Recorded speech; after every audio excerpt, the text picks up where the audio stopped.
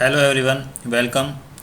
So this is part number 9, class 10 science, and this is chapter 1, chemical reactions and equations. We almost finished the theory of this chapter, but today we will discuss corrosion and rancidity. This is the last topic of your book, NCERT book science. Okay, after it we will start with the questions. देखो part number 9 अगर आप देख रहे हैं तो मैं आपको suggest करूंगा कि आप पार्ट नंबर 8 तक कंप्लीट देखें, क्योंकि जो आज का लेक्चर है उसके बाद जितने भी लेक्चर्स होंगे वो जो क्वेश्चंस होंगे आपकी बुक में दिए हुए उन क्वेश्चंस को डिस्कस करेंगे। तो उसके लिए ज़रूरी है कि आपको थ्योरी अच्छे से पता हो, क्योंकि वो सभी क्वेश्चन आपकी प्रीवियस थ्योरी जो आप पढ़ चुके हैं पार्ट नंबर 1 से लेकर पार्ट नंबर 9 तक उसके ऊपर बेस्ड रहेगी। ठीक है, हो सकता है कुछ क्वेश्चन मैं स्किप करूँ क्योंकि मैं आपको थ्योरी में समझा चुका हूँ। ठीक है, हमारे चैनल का नाम है डिजिटल स्कूल। तो अगर आप किसी भी एग्ज़ाम की तैयारी कर रहे हैं 6th to 12th and competition exam like JEE and NEET exam, तो आप हमारे चैनल को ज्वाइन कर सकते हैं। जल्दी आपको कंपटीशन एग्ज़ाम लाइक जेई और नीट की वीडियो भी देखने को मिलेगी। ठीक है, और बात करते हैं पीडीएफ की, तो पीडीएफ आप हमारे टेलीग्राम ग्रुप से ले सकते हैं जिसका लिंक है डिस्क्रिप्शन में। अब बिना किसी टाइम को वेस्ट किए हुए शुरू करते हैं आज का टॉपिक और जल्दी ख़त्म करेंगे आज की थ्योरी। उसके बाद शुरू करेंगे हम क्वेश्चंस के 2 या 3 लेक्चर होंगे। उसके बाद हम शुरू करेंगे chapter number 2, acid base and salt. तो लेट्स स्टार्ट। देखो ये जो कोरोजन होते हैं, आज का टॉपिक है हमारा कोरोजन। ये काफ़ी इजी टॉपिक है तो इसको मैं जल्दी से एक्सप्लेन करूँगा, वीडियो शॉर्ट ही रहेगी, आप समझ लेना। देखो कोरोजन क्या होते हैं, आपने कभी नोटिस किया है हमारे जो लोहे का जो भी आइटम होता है उसके ऊपर जंग लग जाते हैं। ठीक है, रस्टिंग का जो प्रोसेस होता है वो एक टाइप से कोरोजन का ही एग्जाम्पल है। ये कोरोजन होता है, इसको बोलते हैं ऑक्सीडेशन के कारण। देखो ऑक्सीडेशन क्या होता है, जो एयर की प्रेजेंस में होते हैं। ठीक है, अब देखो जो लोहा है, लोहा मीन्स आयरन है, आयरन मॉइस्चर की प्रेजेंस में उसके ऊपर जंग लग जाते हैं, एक ब्राउन कलर की उसके ऊपर लेयर आ जाती है, उसको बोलते हैं कोरोजन। अब देखो पहली लाइन पढ़ो, you must have observe that iron articles are shiny when new but get coated with reddish brown powder when left for some time.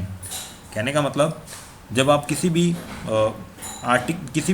You can say whenever you buy any metal, अगर आप किसी भी metal को खरीदते हैं तो वो क्या होती है, नई लगती है, बट आफ्टर सम टाइम क्या होता है, हमें वो ब्राउन लगने लग जाती है। वो ब्राउन क्या होता है, वो ब्राउन रस्टिंग ही तो होता है। So this process is commonly known as rusting of iron. देखो कुछ और भी मेटल्स होती है लाइक कॉपर एंड सिल्वर, इनके ऊपर भी जंग लगता है। तो क्या होता है, when a metal is attacked by substance around such as moisture acid it is said to corrode and this process called corrosion. The black coating on silver and green coating on copper are the other example of corrosion. देखो iron के ऊपर लगता है brown colour का, ठीक है, जंग होता है वो ब्राउन कलर का ही होता है, आपने देखा होगा डेली लाइफ में। और सिल्वर होता है उसके ऊपर लगता है ब्लैक कलर का, और कॉपर होता है उसके ऊपर ग्रीन कलर की कुछ कोटिंग्स आ जाती है, जिसको हम बोलते हैं corrosion. Corrosion causes damage to car bodies. देखो कार होती है लोहे की बनी होती है और लोहे के ऊपर जंग आएगा ही आएगा, this is 100% guarantee. Iron railing, ships and all objects made of metals specially those of iron. Corrosion of iron is a serious problem because every year enormous amount of money is spend to replace damage iron. देखो corrosion से क्या होता है, जैसे ही कोई लोहे का item है वो मॉइस्चर हुआ, एयर हुआ, ऑक्सीजन हुआ, एसिड हुआ, इनकी प्रेजेंस में ये रिएक्ट करता है, ऑक्सीडाइज होता है और ब्राउन कलर की लेयर बन जाती है जिसको हम रस्टिंग बोलते हैं। So this whole process known as corrosion. तो हम इजीली समझ सकते हैं, आपके घर में लोहे का कुछ भी पड़ा होगा तो आप देख सकते हैं भूरे कलर का आपको दिखाई देने लगेगा लोहा कुछ समय बाद, it means this is the process of corrosion. Simple. Now next topic rancidity. ये भी सिंपल है।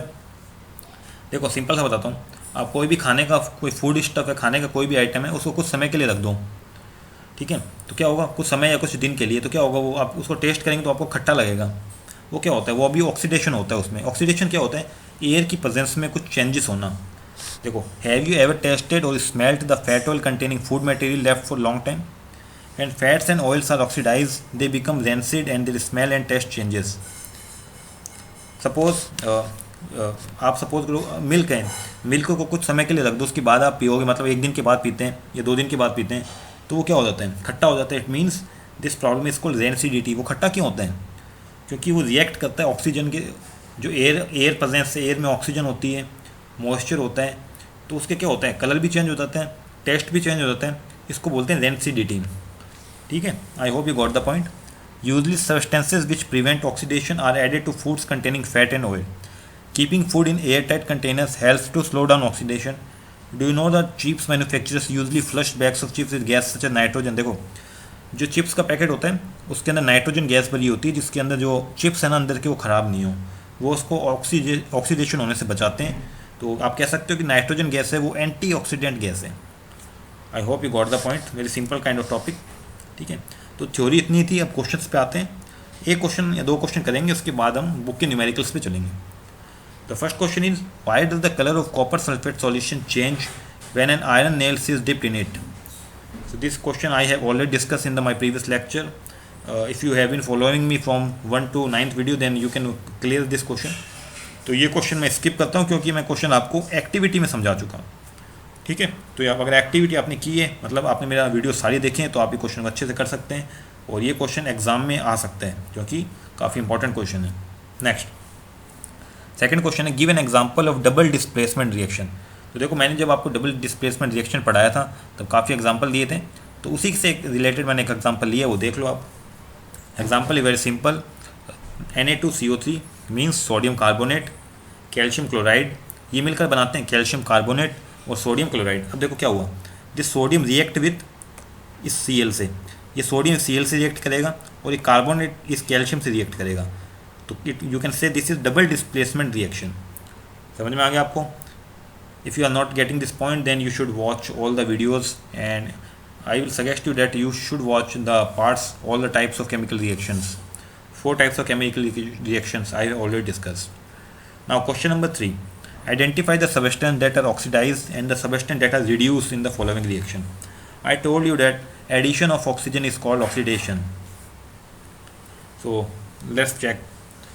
देखो सोडियम है, इसमें ऑक्सीजन का एडिशन हो रहा है, ये Na2O बन रहा है, it means this process is called oxidation. ठीक है, यहाँ पे क्या देखो sodium Na is oxidise as it gain oxygen. ठीक है, मतलब सोडियम तो यहाँ पे बन के Na2O बना रहा है, मतलब सोडियम का ऑक्सीडेशन हो रहा है। ठीक है, एंड ऑक्सीजन का रिडक्शन हो रहा है। और you can simply say that if one element is oxidise then you can say other element is reduced. Okay, now next example, CuO plus H2, CO equal to H2O देता है ये। देखो I told you that addition of H2 is called reduction. तो यहाँ पे देखो क्या हो रहा है, ये H2 है, ये एडिशन हो रहा है, मतलब होल प्रोसेस में तो हमें दिख रहा है कि ये रिडक्शन हो रहा है, बट हमें बताना होगा कि किस में रिडक्शन हो रहा है, किस में ऑक्सीडेशन हो रहा है। अब देखो ये कॉपर ऑक्साइड था, यहाँ पे जाके ये कॉपर बन रहा है, इट मीन्स ऑक्सीजन का रिमूवल हो रहा है। यहाँ पे CuO था, अब यहाँ पे Cu हो गया, it means this is called removal of oxygen. It means this is not reduction, this is not oxidation, this is reduction, because we are losing our oxygen from this point to this point. Means you can say we are losing oxygen from reactant to product. Means copper oxide is reduced to copper. अब बात करते हैं H2O की। H2 देखो H2 मन के बना रहा है, H2O बना रहे हैं, तो H2 से H2O में जाएंगे तो ऑक्सीजन का एडिशन हो रहा है। It means H2 is gets oxidized to water. So this is very simple example. This is called redox reaction where oxidation and reduction both are taking place together. I hope you got the all 3 examples. अब देखो जो आपकी book में ये points तो remember दिए हैं, ये आप पढ़ सकते हैं, आपको PDF में मिल जाएगा, तो आप PDF से पढ़ सकते हैं। इनको मैं डिस्कस नहीं करूँगा, दिस इज़ सिंपल थ्योरी। ठीक है, ये आप पूरा पढ़ लेना कि एक्सोथर्मिक एंडोथर्मिक रिएक्शंस क्या होती है और ऑक्सीडेशन की डेफिनेशन क्या है, प्रेसिपिटेशन क्या होता है और कौन सी रिएक्शन में प्रेसिपिटेशन बनता है, ये सब चीज़ें मैं आपको डिस्कस कर चुका हूँ। अब जो हमारा नेक्स्ट लेक्चर होगा उसमें जो बुक के क्वेश्चंस दिए हैं उनको हम डिस्कस करेंगे और जल्दी इस चैप्टर को फिनिश करेंगे। Thank you for watching.